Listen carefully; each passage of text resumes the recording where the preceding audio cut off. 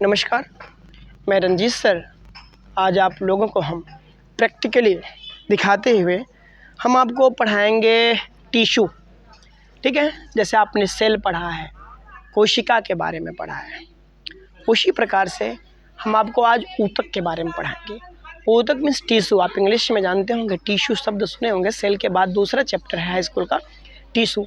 Tissue क्या होता है? ए ग्रुप ऑफ सेल्स, कोशिकाओं का जो समूह होता है उसी को हम क्या कहते हैं? ऊतक कहते हैं। कोशिकाओं के समूह को क्या कहा जाता है? ऊतक कहा जाता है। अब ऊतक हमने आपको बताया था कि ये दो प्रकार से एनिमल में अलग होते हैं और प्लांट में अलग होते हैं। तो आज हम आपको प्लांट टिश्यू के बारे में बताएंगे। ये देखिए, प्लांट है हमारे पास, एक छोटा सा प्लांट है, चाहे वो बड़ा प्लांट हो चाहे वो छोटा प्लांट हो, सब में टिश्यू सिस्टम जो होता है वो अलग अलग होता है ना। किसी में वेल डेवलप्ड टिश्यू सिस्टम होता है, किसी में थोड़ा सा कम डेवलप्ड टिश्यू होता है। तो हम इसमें थोड़ा सा आपको दिखाने का प्रयास करेंगे टिश्यू कितने प्रकार के होते हैं। टिश्यू मेन अगर देखें तो वो दो प्रकार के होते हैं। ठीक है, दो टिश्यू होते हैं, दो प्रकार के ऊतक होते हैं। एक को कहा जाता है विभेज्योतकी ऊतक कहा जाता है, अर्थात मेरिस्टेमेटिक टिश्यूज, और दूसरा जो होता है वो परमानेंट टिश्यू होता है, जिसे अस्थायी ऊतक कहा जाता है ना। तो विभेज्योतकी ऊतक और अस्थायी ऊतक। तो बात यहाँ पर आई अस्थायी और विभेज्योतकी। आखिर विभेज्योतकी ऊतक क्या है? मेरिस्टेमेटिक टिश्यू क्या होता है? ऐसी कोशिकाएं ना, या ऐसे ऊतक जो क्या करते हैं? विभेज्योतिक नाम विभाजन से डिफरेंट है। विभाजन का मतलब जब कोई चीज़ें क्या होती है? विभाजित होती है। जैसे मान लीजिए ये हमारे पास है, एक टहनी है मान लीजिए, अब इसको हम ले लिए, विभाजित माने क्या होना? ये एक थी, ठीक है, इसको हम दो भागों में कर दिए, विभाजित हो गई ना। तो लेकिन यहाँ विभाजन का मतलब टूटने से नहीं है, तो विभाजन का मतलब अलग हो गया। यहाँ पर विभाजन का मतलब हुआ कि नंबर ऑफ सेल, जो कोशिका थी ना, वो दो भागों में डिवाइड हुई, तो इनके नंबर ऑफ सेल्स क्या कर दी? इंक्रीज कर गए, बढ़ गए। जहाँ एक थे तहाँ कितने हो गए? दो हो गए। तो ये प्लांट में क्या होता है? जैसे जब इनमें नंबर ऑफ सेल क्या करते हैं? डिवाइड होते हैं, तो ये ऊपर क्या कर जाते हैं? ग्रोथ कर जाते हैं, बढ़ जाते हैं। और नीचे जो इनकी जड़ होती है, रूट होती है, तो वहाँ पर भी ग्रोथ हो जाते हैं, ऊपर भी बढ़े और नीचे भी। ये प्लांट इतना बड़ा नहीं था ना, ये प्लांट छोटा था, लेकिन छोटे से क्या हुआ? बड़ा हुआ। फिर नीचे भी देखिए, जड़ इतनी बड़ी नहीं थी, लेकिन जड़ भी इसकी क्या हुई? नीचे की तरफ ग्रोथ कर रही है, और इसका तना ऊपर की तरफ ग्रोथ कर रहा है। जो ऊपर जा रहा है वो तना है, जो नीचे जा रही है वो जड़ है ना। अमूमन हम यही जानते हैं, बाकी और सारी चीज़ें हैं जो बाद में बताएंगे। तो हम इसमें पहले थोड़ा सा टिश्यू पर चलते हैं। मैंने बताया एक विभेज्योतकी ऊतक, तो जो कोशिकाएँ क्या होती हैं? या तो विभाजित हो रही हों, या तो उसमें विभाजन होने की क्या पाई जाए? क्षमता पाई जाए। जब विभाजित होंगी ये तभी बढ़ेंगे। हम आप क्या पैदा हुए थे इतने बड़े थे? नहीं ना, ये पौधा इतना बड़ा थोड़ी ना था। लेकिन धीरे धीरे जब उसकी कोशिकाएं क्या होती हैं? विभाजित होती हैं।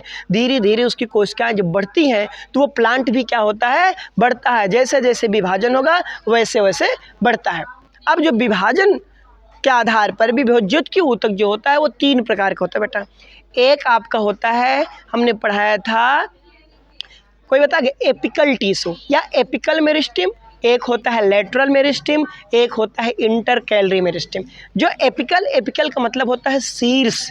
ठीक है, एपिकल का मतलब क्या होता है? शीर्षस्थ विभेज्योतक कहा जाता है। शीर्ष देखो कहाँ पर है, एक ये है शीर्ष का भाग जो तना है, और एक नीचे ना ये है, यही दोनों शीर्ष है। ये नीचे का शीर्ष है, ये ऊपर का शीर्ष है। इसी में होता है विभाजन। यही विभाजित होगी तो ये और ऊपर चले जाएगी। जितना विभाजन होगा उतना धीरे धीरे ऊपर होते चले जाते हैं। तो ये एक होगा एपिकल, जिसे शीर्षस्थ विभेज्योतक कहा जाता है। आप चाहे उसको रफ पे नोट भी करते चलें, शीर्षस्थ विभेज्योतक। दूसरा आपका होता है लेटरल। लेटरल का मतलब क्या होता है? ये जो पार्श्व, कोई ये तना है मान लीजिए, ये ना, ये किनारे किनारे का जो भाग है नहीं है, इसको पार्श्व कहा जाता है, पार्श्व विभेज्योतक, साइड में जो बढ़ते हैं। ठीक है। तीसरा आपका होता है इंटरकैलरी। इंटरकैलरी में जहाँ से टहनियाँ वगैरह नहीं निकल जाती हैं, इसे कहा जाता है इंटरकैलरी। तो ये मेरिस्टेम कितने प्रकार से हुआ? तीन प्रकार से हुआ, apical meristem, lateral meristem and intercalary meristem. इसको हिंदी में कहा जाता है शीर्षस्थ विभेज्योतक, पार्श्व विभेज्योतक और अंतर्विष्ट विभेज्योतक। दूसरा जो ऊतक होता है वो होता है परमानेंट टिश्यू। परमानेंट का मतलब अस्थायी ऊतक। अब बेटा कैसे पहचानोगे आप अस्थायी ऊतक क्या होते हैं? ये जो बढ़ा ऊपर जैसे ही बढ़कर चला गया तो ये किस में परिवर्तित हो जाता है? ये अस्थायी ऊतक में परिवर्तित हो जाता है। और अस्थायी ऊतक का काम होता है पौधों में जो क्या होते हैं? मोटे होते हैं, ग्रोथ होते हैं ना। पौधा शुरू में तो इतना मोटा नहीं था ना, शुरू में कमज़ोर था, पतला था, लेकिन परमानेंट टिश्यू के कारण क्या होता है? धीरे धीरे मोटा होता चला जाता है। अस्थायी ऊतक ये विभाजित नहीं होता है। ये जो ऊतक होता है ये विभाजन इसमें नहीं होता है, ये बढ़ते नहीं, ये साइड में क्या करते हैं, सिर्फ डेवलपमेंट होता है, मोटे होते हैं, इनमें विकास होता है। ये दो प्रकार के होते हैं, एक सिंपल होता है, एक सिंपल होता है, सिंपल परमानेंट, दूसरा कॉम्प्लेक्स परमानेंट। सिंपल परमानेंट का मतलब होता है सरल अस्थायी ऊतक, और दूसरा जो होता है कॉम्प्लेक्स परमानेंट, उसका मतलब होता है जटिल। ठीक है, जटिल अस्थायी ऊतक और सरल अस्थायी ऊतक। तो अस्थायी ऊतक दो प्रकार से, एक सरल अस्थायी ऊतक, दूसरा जटिल अस्थायी ऊतक। अब आइए हम आपको दिखाते हैं कैसे आप जानेंगे कौन जटिल है कौन सरल है। जैसे सरल जो होता है बेटा वो 3 प्रकार से होता है। कितने प्रकार से? 3 प्रकार से। एक पैरेन्काइमा, एक कोलेनकाइमा, एक स्क्लेरेन्काइमा। मैं अंग्रेजी में बता रहा हूँ, हिंदी में इसको स्थूल कोण ऊतक, दृढ़ ऊतक और मृदु ऊतक के नाम से जानते हैं। इन तीनों ऊतक का एक साथ मैं आपको बता दे रहा हूँ कार्य क्या होता है। जैसे पौधे आप देखें ना, सरल ऊतक के कारण, सरल अस्थायी ऊतक के कारण ये पौधों में क्या होता है, लचीलापन दिख रहा है, पौधों में लचीलापन, पौधे मजबूत भी होते हैं, लचीले भी हैं, टूट भी नहीं रहे हैं ना। तो ये किसके कारण होता है? ये सरल अस्थायी ऊतक के कारण होता है। यदि सरल अस्थायी ऊतक नहीं हो तो क्या हो जाते हैं, कुछ पौधे आसानी से टूट जाते हैं। आपने देखा आनी होनी आती है ना, आधी जब आती है तो वो पौधे क्या हो जाते हैं, टूट जाते हैं। पता लगा क्यों? क्योंकि वो अपने आप को पर्यावरण में ढाल नहीं पाए ना, या उसमें ऊतक का क्या हुआ, डेवलपमेंट कायदे से नहीं हो पाया। अब इस सरल अस्थायी ऊतक के कारण पौधों में लचीलापन आता है, पौधों में स्थायित्व आता है और मजबूती आती है। और कभी कभी इनकी जो सेल्स होती हैं वो बाहर मृदूतक का निर्माण करती हैं। ठीक है, तो ये किसके कारण होता है? सरल अस्थायी ऊतक के कारण होता है। तो ऐसे ढेर सारे वीडियो हम आपको देंगे जो आप आसानी से पढ़ भी सकते हैं। वीडियो अगर अच्छा लगे तो आप लोग कमेंट करिएगा, रुके रहिए।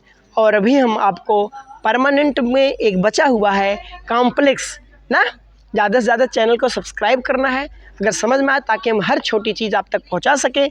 तो ये दूसरा हमने बताया कि होता है आपका जटिल अस्थायी ऊतक।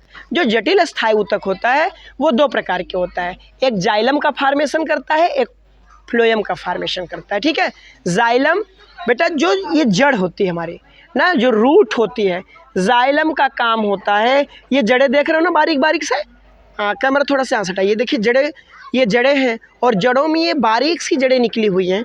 ठीक है, ये बारीक जो जड़ें हैं, यही जड़ें क्या करती हैं, मिट्टी में चली जाती हैं और मिट्टी से क्या करती हैं, जल और खनिज लवण को, अर्थात जाइलम का काम होता है मिट्टी से जल और खनिज लवण को एब्जॉर्ब करती हैं, ग्रहण करती हैं, और ग्रहण करके कहाँ पहुँचा देती हैं। कल हमने वीडियो में पत्ती वाले वीडियो में आपको बताया था, ये पत्तियाँ देखिए ग्रीन दिख रही हैं क्लोरोफिल के कारण, जिसके कारण ये क्या करती हैं, प्रकाश संश्लेषण करती हैं और अपना भोजन निर्माण करती हैं। तो यही क्या करते हैं, जो जाइलम होता है ये रूट द्वारा, अर्थात जो ज़मीन में प्रवेश किया हुआ है, ये जल और खनिज लवण को अवशोषित करके पत्तियों तक पहुँचा देता है, और ये पत्तियाँ प्रकाश को ग्रहण करके भोजन निर्माण करती हैं, भोजन बनाती हैं।